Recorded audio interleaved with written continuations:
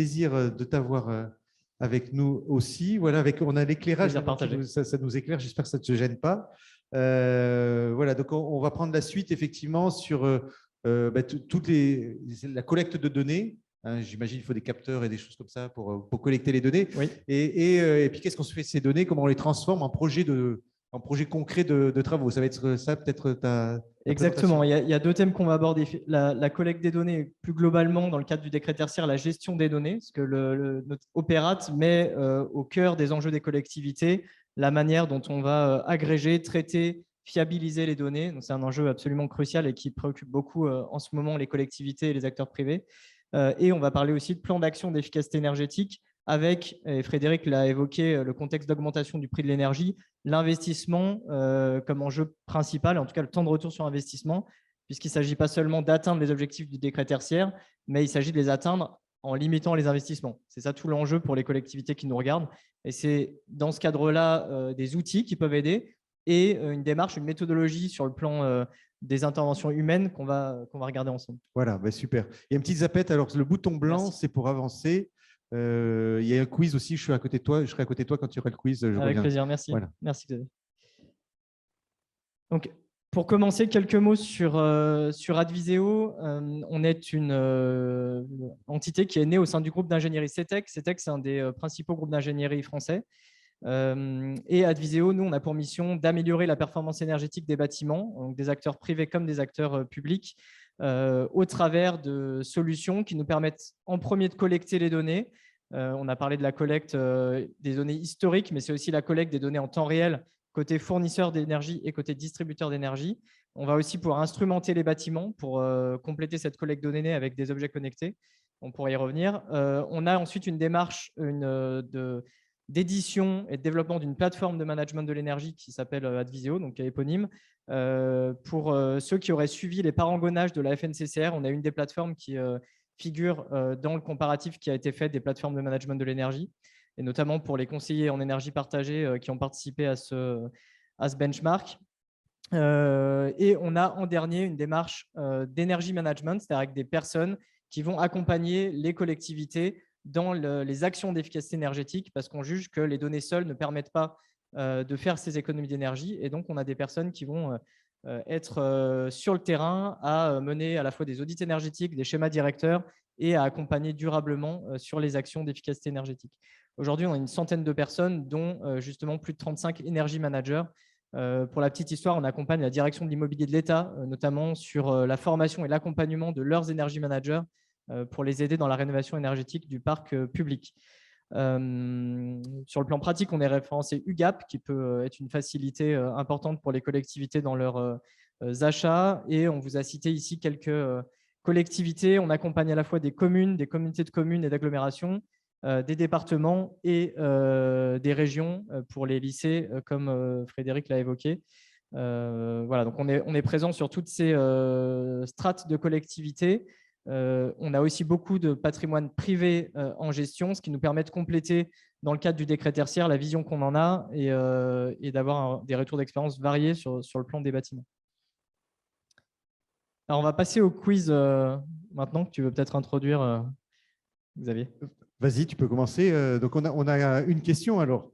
Oui, il y a une question. Donc, pour ce qui concerne les bâtiments administratifs, qui est notre sujet du jour, des collectivités, quelles sont les sous-catégories d'activités concernées? Donc là, on va rentrer un petit peu dans le détail de ce qui a été évoqué tout à l'heure sur les catégories d'activités et les valeurs absolues qui ont été traitées par arrêté. Il y a un dernier arrêté qui date de fin avril qui a précisé tout ça. Et donc, la question, c'est de savoir quelles sont les sous-catégories d'activités qui sont concernés pour les bâtiments administratifs. Ah oui, pour les valeurs absolues. Donc, il y a 5 réponses possibles. Ouais. Plusieurs réponses possibles, j'imagine, ou c'est qu'une seule? C'est une seule réponse. Une seule réponse. Alors, les bureaux standards, zones d'accueil public, open space, grandes salles de réunion, l'ensemble d'entre elles. Voilà. Donc, on vous laisse voter. Vous avez 5 secondes, 4. Vous avez déjà voté. 3, vous êtes nombreux là, une centaine avec nous. 2, 1, donc on a tout de suite des votes. Voilà, allez, Benjamin, on va présenter les résultats. Qu'est-ce qu'il en est alors, Xavier? Alors, il y a effectivement une majorité de votants qui ont choisi la bonne réponse, qui est l'ensemble d'entre elles. Donc, c'était une question qui a surtout pour vocation de faire un rappel sur l'importance, dans le cadre du décret tertiaire, de ces fameuses valeurs absolues. Donc, la réponse, c'était la réponse E, l'ensemble d'entre elles. D'ailleurs, la liste n'était pas exhaustive. Il y a encore d'autres sous-catégories d'activités qui peuvent rentrer dans le cadre de ces valeurs, de ces bâtiments administratifs, par exemple les amphithéâtres, qui sont aussi cités dans les valeurs absolues. Pourquoi elles ont un rôle fondamental? C'est parce que le premier exercice qu'on fait en ce moment avec nos clients, c'est de définir au sein de ce qui est appelé les entités fonctionnelles assujetties par le décret tertiaire, quels sont les espaces, les surfaces de ces différentes sous-catégories d'activités, et derrière ces surfaces, les consommations. Et ce premier travail, c'est un travail qui n'est pas seulement énergétique, c'est un travail aussi de patrimonial. Et il est fondamental parce que derrière chacune de ces sous-catégories d'activités, vous avez des valeurs absolues qui sont définies. Donc, c'est des valeurs étalons à atteindre pour chacune de ces catégories, avec une partie qui s'appelle le CAPS, donc c'est pour le fondement de la valeur absolue, et ensuite ce qu'on appelle le use, où on va regarder en fonction des intensités d'usage par bâtiment, quelles sont les consommations qui sont atteintes par ces bâtiments, et au sein de ces bâtiments par les différentes sous-catégories d'activités. Pour donner un exemple très concret, sur des bureaux, par exemple, on va dire quelle sont la partie qui est représentée par de l'open space, quelle est la partie qui est représentée par du flex office, par du bureau cloisonné. Et derrière chacune de ces sous-catégories, vous avez des valeurs qui sont différentes et donc qui convient de définir. C'est un travail assez important, au-delà simplement du travail énergétique qu'il faut faire en ce moment pour être prêt d'ici septembre. Et la chance qu'on a, c'est que sur les bâtiments administratifs, ces valeurs sont pour la plupart déjà définies, ce qui n'est pas le cas pour l'ensemble des secteurs, des catégories d'activité du dispositif éco-énergie tertiaire. Un mot maintenant sur, je l'évoquais tout à l'heure, la collecte des données. On a plusieurs manières d'agréger les données et de venir aspirer les données quand on va travailler avec une collectivité. On a d'abord la capacité d'aller chercher les données factures, donc les fournisseurs d'énergie, qui peuvent être nombreux. Donc on peut en citer des principaux type EDF, Direct Énergie, mais vous avez tout un tas d'acteurs locaux aussi et sur des énergies qui peuvent être des énergies moins courantes comme le bois, le fioul, etc. Donc, le décret tertiaire impose de venir collecter l'ensemble de ces données, donc que ce soit par les fournisseurs d'énergie, c'est la première source acceptée, ou, Frédéric l'évoquait tout à l'heure, directement par les distributeurs d'énergie. Donc, ce que Enedis fait côté électricité, GRDF le fait de manière un petit peu différente, mais pour le gaz, pour la collecte de l'historique des données. Nous, ce qu'on va faire, c'est qu'on va collecter notamment le top 10 minutes pour ce qui concerne Enedis, pour avoir des courbes de charge et pour pouvoir collecter en temps réel les données et les analyser quand les compteurs sont communicants. Et on va aussi compléter ça, si besoin, par la connexion des GTB, des GTC qui sont en place dans les bâtiments, ou par l'installation d'objets connectés, j'y reviendrai, pour soit du sous-comptage énergétique, soit aller obtenir des données de confort complémentaires. Tu parlais de qualité d'air tout à l'heure, Xavier, c'est un sujet assez brûlant et qu'on va aussi pouvoir adresser par les objets connectés. Un outil qui peut s'avérer très utile dans le cadre de ce qui est exigé par le décret tertiaire, c'est le déploiement d'une plateforme de management de l'énergie, puisqu'elle permet déjà de centraliser toutes les données qui auront été collectées dans l'étape qu'on a vue précédemment. Et cette première démarche de centralisation va permettre aux collectivités d'identifier des gisements d'économie d'énergie. Je donne un exemple très rapide et facile pour les collectivités, c'est les puissances souscrites. Donc, on va pouvoir, à la lumière des données qui sont remontées, commencer à faire des analyses sur les contrats qui sont souscrits par la collectivité et de voir s'il y a des sous-dimensionnements ou des surdimensionnements sur les puissances souscrites pour avoir des premiers retours sur investissement dans le cadre de changement d'abonnement contractuel. Donc ça, c'est des gains, pour le coup, pas énergétiques, mais en euros, qui sont très rapides à obtenir et que les données peuvent permettre d'obtenir rapidement. On peut aussi, j'en parlais, analyser les courbes de charge et commencer à voir très rapidement, avec les données qu'on a, à quel moment les éclairages, par exemple, sont allumés à des heures qui ne sont pas normales, ou à quel moment vous avez dans des collèges, par exemple, des éléments de consommation qui sont anormaux par rapport au comportement que devrait avoir ce type de bâtiment et qu'on constate sur les autres courbes comparatives. Et on reviendra sur les éléments de comparaison et de coordination qui sont essentiels dans le cadre de l'animation de la démarche sur des slides suivants. Donc, ça, ce sont des illustrations de ce que permettent justement les plateformes de management de l'énergie. Donc là, vous avez une illustration avec la plateforme Adviseo sur le suivi budgétaire.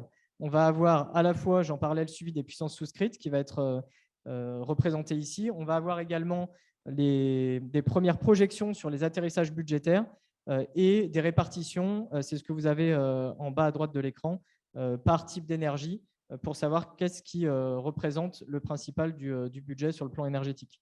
On a le pendant de suivi sur le plan de la performance énergétique. Donc là, on est vraiment directement dans ce qu'exige le décret tertiaire, c'est-à-dire le suivi de la consommation, cette fois non plus en euros, mais en kilowattheures sur la durée, avec des comparaisons par période, et la possibilité de très vite voir à quel niveau on doit atterrir, à quel niveau on en est aujourd'hui pour voir le chemin qui reste à parcourir. Jusqu'à présent, la courbe que vous voyez se matérialiser, nous, on utilisait un référentiel qui s'appelle l'IPMVP chez Adviseo, qui est une norme internationale reconnue. Le décret tertiaire vient mettre un nouveau type de référence qu'on va aussi pouvoir gérer par la plateforme Adviseo. La performance énergétique ne peut pas être regardée dans l'absolu. Elle doit être regardée évidemment vis-à-vis du confort et de la santé des occupants.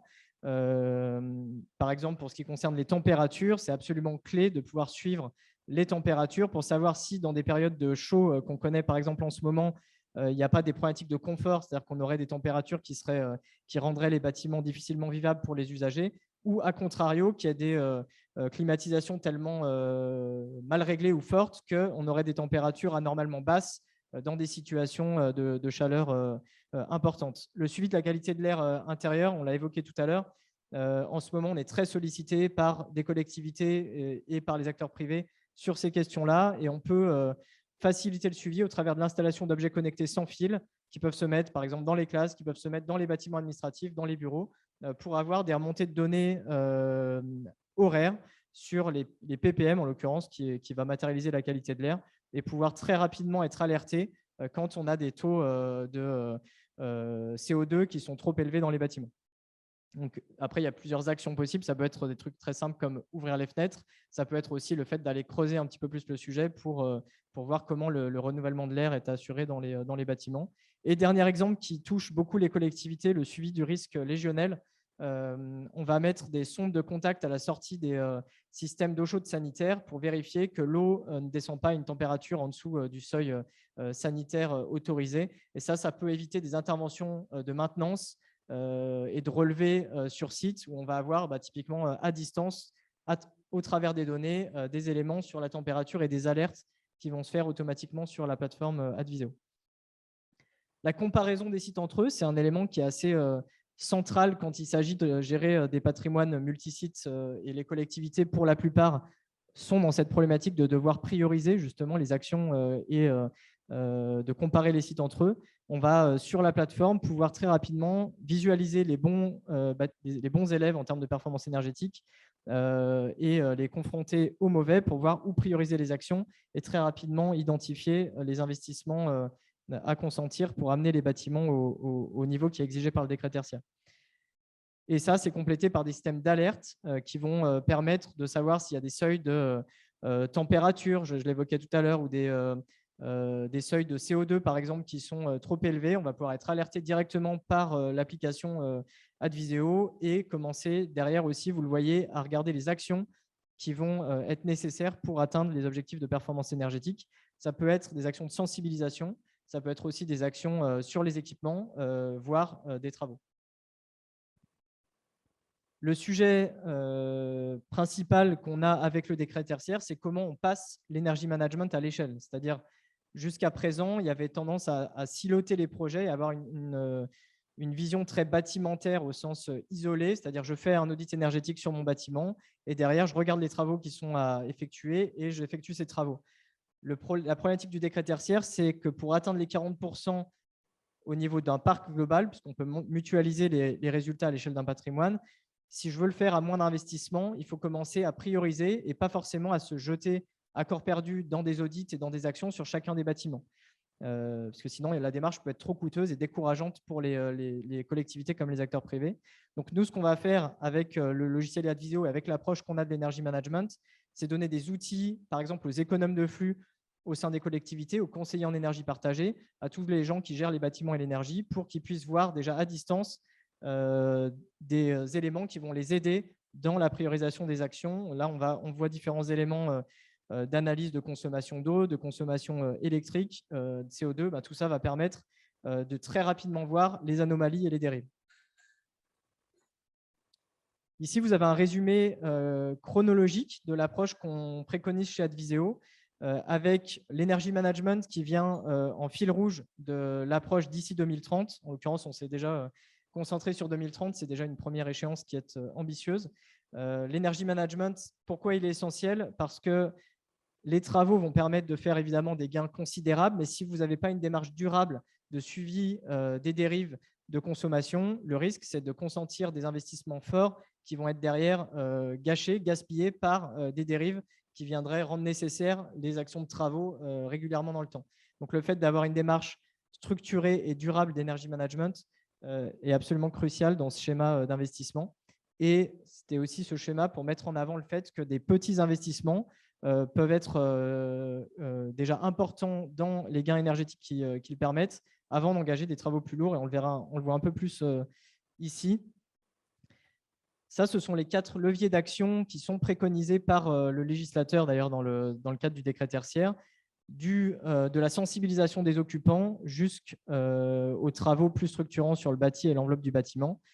Ce qui est souvent sous-estimé, ce qu'on constate justement au sein des collectivités notamment, c'est cette étape sur le management de l'énergie et l'exploitation sobre des équipements et sur l'installation d'équipements plus performants. C'est-à-dire que les travaux, ce n'est pas la seule réponse que vous pouvez avoir pour l'atteinte des 40% d'ici 2030 dans le cadre du décret tertiaire. Et d'ailleurs, si vous raisonnez uniquement travaux, le risque, c'est que l'investissement qui soit à consentir puisse paraître décourageant et ne soit pas compatible avec les contraintes budgétaires que vous avez dans vos différentes collectivités. Nous, ce qu'on a réussi à prouver chez Adviseo dans les 4-5 dernières années, avec nos clients, que ce soit dans le public ou dans le privé, c'est la capacité à pouvoir faire ces 15, parfois un petit peu plus, % d'économie d'énergie sur des investissements très légers, grâce à une démarche d'énergie management. L'idée, c'est de mettre le bâtiment à sa qualité intrinsèque, parce qu'il y a souvent un gap entre ce que devrait consommer le bâtiment et ce qu'il consomme effectivement en exploitation. Et une fois que vous avez fait ça, de pouvoir dégager un retour sur investissement assez rapide, en moyenne inférieure à 2 ans, pour ensuite vous lancer dans les travaux qui seront évidemment nécessaires pour atteindre les 40% notamment d'économie d'énergie. Ici, vous avez une illustration de ce qu'une analyse à l'échelle d'un parc peut représenter. Pour expliquer le diagramme, donc, tous les petits points que vous avez, ce sont des bâtiments. Et vous avez en abscisse la consommation absolue, c'est-à-dire qu'est-ce que consomment les bâtiments en termes de valeur, et vous avez en ordonnée leur performance énergétique, c'est-à-dire la consommation rapportée au mètre carré. Et ce schéma-là nous permet de ranger les bâtiments dans 4 catégories et de se dire que ce que vous avez au niveau du numéro 1, ce sont les bâtiments qui consomment beaucoup et qui sont très énergivores, c'est-à-dire très mauvais sur le plan de la performance. Donc, c'est évidemment sur ces bâtiments-là qu'il va falloir consentir le plus d'efforts. En revanche, les bâtiments, par exemple, qui sont dans la catégorie 4, ils consomment à la fois peu dans l'absolu et en plus, ils sont déjà performants. Donc, ces bâtiments-là, typiquement, ce n'est peut-être pas la meilleure idée d'aller réaliser des audits sur l'ensemble de ces bâtiments qui sont dans la catégorie 4. Donc, ce type de schéma, c'est des débuts de schéma directeur énergétique qui vont nous permettre d'avoir une démarche très pragmatique sur l'approche des investissements et de ne pas forcément investir de manière significative sur l'ensemble des bâtiments pour arriver aux objectifs du décret tertiaire. On ne mettra jamais assez en avant le fait que l'animation de la performance, c'est-à-dire humaine de la performance énergétique est fondamentale, d'avoir des personnes, donc soit au sein des collectivités, des économes de flux, des conseillers en énergie partagée, des prestataires externes qui peuvent évidemment appuyer ces démarches-là quand c'est nécessaire, parce qu'il y a évidemment des communes, des collectivités qui n'ont pas forcément les ressources en interne.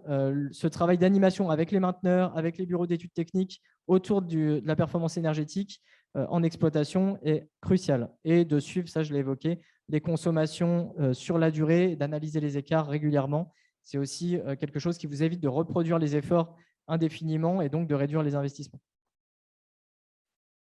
Une dernière illustration très concrète sur un bâtiment donné. On a pris un exemple de bâtiment de bureau de 5000 m², avec, vous avez la facture énergétique que ce bâtiment avait en 2021, donc sur l'électricité 90 000 € et sur le gaz 60 000 €. Et vous avez plus bas des actions de performance énergétique avec des temps de retour sur investissement associés pour chacune de ces actions. Et on a évoqué tout à l'heure les certificats d'économie d'énergie qui sont encore un dispositif fondamental dans la facilitation de ces investissements, justement. Ce qu'on voulait mettre en avant avec ce type d'approche, c'est aussi pour rassurer les collectivités dans l'atteinte de leurs objectifs. Il y a des investissements qui peuvent être raisonnés, qui peuvent permettre d'avoir déjà des économies d'énergie significatives avec des temps de retour sur investissement assez courts, ici en moyenne inférieurs à 5 ans. Et si on cumule toutes ces économies, là, on atteint 26% en l'occurrence sur cet exemple. Ce qu'il faut voir, c'est que ces 26%, ça ne prend pas en compte les efforts qui auraient été faits avant 2022. Donc, si vous partez d'une référence entre 2010 et 2022 où il y avait déjà eu des efforts réalisés et des choses réalisées, potentiellement, si on ajoute ça, le chemin déjà parcouru et les 26% de ces investissements, on arrive déjà quasiment aux 40% qu'exige le décret tertiaire d'ici 2030. Donc, c'est possible.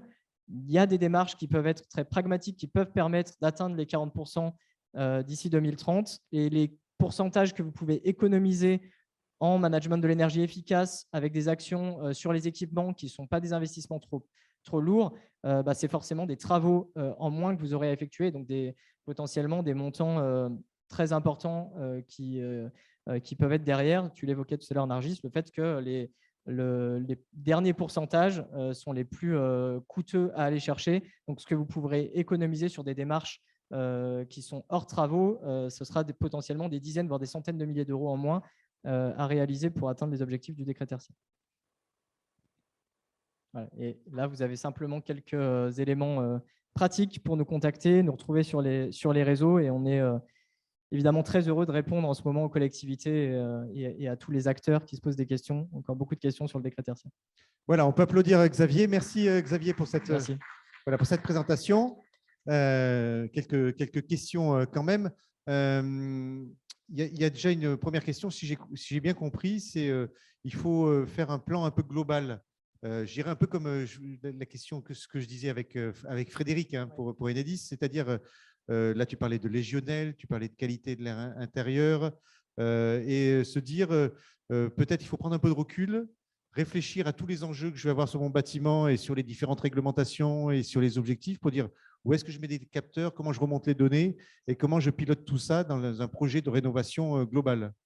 Exactement. Le décret tertiaire a la vertu de d'apporter le regard des collectivités sur l'exploitation des bâtiments et sur la manière de réduire leur consommation énergétique. Mais autour de ça, il y a plein d'éléments à considérer. Donc, tu l'as dit, le confort. On ne peut pas traiter l'efficacité énergétique sans regarder le confort. Donc là, c'est comment est-ce que je suis en mesure aujourd'hui sur mes bâtiments de savoir comment le confort est contrôlé? Est-ce que mes usagers vont être dans de bonnes conditions de travail dans les bâtiments administratifs là, qui nous concernent aujourd'hui? Et d'un point de vue plus général, sur le côté patrimonial. C'est-à-dire qu'on ne peut pas regarder l'énergie sans aussi considérer sa stratégie patrimoniale. Et ce qu'on voit avec les collectivités, c'est que très souvent, le début du travail, avant d'être énergétique, il est avant tout sur la connaissance patrimoniale qu'ils ont et d'aller connaître son périmètre d'assujettissement, connaître ses entités fonctionnelles assujetties et ensuite, dans ces entités fonctionnelles assujetties, quels sont les différents espaces pour ensuite aller allouer des consommations. Mais tout ce travail-là, il y a très peu de collectivités aujourd'hui qui ont une vue complètement fiable et exhaustive de ces données d'abord patrimoniales avant d'arriver sur le terrain énergétique. Donc cette partie-là, le décret tertiaire la met clairement en exergue. Ouais. Et puis tu me faisais part, tout à l'heure on en discutait, c'est effectivement il y a un goulot d'étranglement là qui arrive et donc une difficulté pour les collectivités qui se disent il faut vite que je saisisse mes données, mais comment je vais le faire? Et donc il faut que je sois accompagné. Et donc, oui. Mais les accompagnateurs non plus, ils sont limités. Et donc, bien sûr. Donc, comme le niveau de préparation des assujettis est très hétérogène, ce qu'on constate sur les collectivités, tu l'évoquais, sans vouloir faire de règles générales, les collectivités qui ont des ressources en interne, notamment les plus grandes, avec des économes de flux, avec des personnes qui sont en charge de la gestion patrimoniale et bâtimentaire, forcément s'y sont pris un petit peu plus tôt. En revanche, il y a encore tout un tas de collectivités qui ont abordé le sujet encore très récemment ou l'abordent aujourd'hui. Et là, l'échéance de septembre, évidemment, plus ça avance, plus c'est compliqué d'être prêt, en tout cas d'optimiser pour septembre. Donc là, on essaye de limiter les dégâts, d'avoir déjà une première déclaration qui soit la plus efficace possible. Mais ce qui est très probable, c'est qu'il y ait des souplesses qui soient accordées. Il y a déjà un droit à l'erreur qui a été cité par le législateur pour avoir des corrections suite à cette première déclaration de septembre. Donc, il n'y a pas non plus trop de panique à avoir vis-à-vis du 30 septembre. En tout cas, il y aura des marges de manœuvre derrière pour ajuster des éléments si tout n'a pas pu être fait dans les règles de l'art. Sans qu'on puisse s'engager, mais ça, il faudra voir après comment ça va se passer au niveau réglementaire. Bien sûr, le droit à l'erreur, il est déjà cité. La souplesse, en revanche, sur la déclaration elle-même, pour l'instant, la date du 30 septembre est tout à fait établie. Et donc, il y aura les déclarations des entités fonctionnelles et des consommations à faire d'ici là. Oui, et ce dont tu parlais finalement, ce que vous préconisez, c'est de faire une analyse globale de l'ensemble des bâtiments, donc prendre encore une fois du recul avant de se lancer à corps dans un projet et de manière à pouvoir prioriser ces différents types de travaux avec des choses qui peuvent être assez rapides. Et c'est vrai que j'avais perdu d'idée que ce qui avait pu être fait avant, effectivement, ça peut compter aussi dans les économies globales. Et donc, des fois, l'effort n'est pas si gros que ça. Donc là, c'est l'importance du choix de la meilleure référence. C'est-à-dire que dans le cadre de la méthode relative, tu peux choisir une référence entre 2010 et 2019. Donc, le choix de cette référence et le travail sur l'archéologie des données, l'historique des données qu'on a évoqué avec Enedis est assez central. Et ensuite, derrière ça, il y a aussi évidemment tout un enjeu de connaissance, encore une fois, des données au niveau patrimonial et au niveau global, pour casser l'idée que la mécanique systématique, c'est audit et travaux. Parce que c'est encore trop souvent ce qu'on voit. Les audits peuvent être nécessaires. Parfois, c'est des diagnostics plus légers qui peuvent être ciblés sur certains bâtiments. Mais en tout cas, d'abord une approche macro et globale te permet de mieux prioriser et d'être sûr d'avoir une approche pragmatique et de limiter les investissements surtout. Une question du public que me passe Benjamin, c'est réussissez-vous fréquemment à obtenir les C2E pour la rénovation de l'éclairage? Alors, les C2E ont cette particularité que c'est fluctuant. Donc, on travaille, nous, avec des acteurs privés comme avec des acteurs publics sur le montage de ces financements. En tout cas, on va leur conseiller sur le cours du C2E sur telles actions de performance énergétique à tel moment pour pouvoir avoir un panier de travaux qui soit le plus cohérent possible. Mais ça dépend vraiment de chaque problématique derrière. Et il y a d'autres acteurs qui peuvent aider aussi dans ces montages et dans le fait d'aller permettre aux collectivités de récolter un maximum de financement. Donc à la fois côté C2E, mais il y a d'autres montages et d'autres dispositifs qui ont été évoqués tout à l'heure. La Banque des territoires a pas mal de choses également en place, notamment auprès des bâtiments d'enseignement, par exemple. Donc il faut toujours pareil, il faut aussi prendre du recul, y compris sur les financements, pour regarder à la fois les C2E et d'autres types de dispositifs qui peuvent être mis en place. Oui, quand tu montrais tout à l'heure les 26% d'économies qui étaient réalisées au bout de 5 ans, finalement, avec un retour sur investissement, oui. Ça veut dire qu'après 5 ans, finalement, c'est beaucoup d'argent qui permettent d'engager des travaux plus lourds. Exactement. Ce qu'il faut voir, c'est que ces premiers pourcents sont ceux qui vont permettre d'investir derrière dans des travaux potentiellement plus lourds, mais qui vont être nécessaires pour aller chercher non plus les 40, mais les 50 et les 60% d'ici 2050. Sans aller chercher des investissements supplémentaires, finalement. Oui, chez Adviseo, on a vraiment une bonne expérience de cette capacité à aller chercher les 10, 15, 20 premiers pourcents sans investissement lourd auprès de patrimoine massif. C'est une démarche qui nécessite des outils, qui nécessite une méthodologie qui est assez innovante, nouvelle, mais qui, dans le cadre du décret tertiaire, prend complètement son sens. Voilà, merci à toi, Xavier Gounon. Merci. Voilà, on peut l'applaudir, Xavier.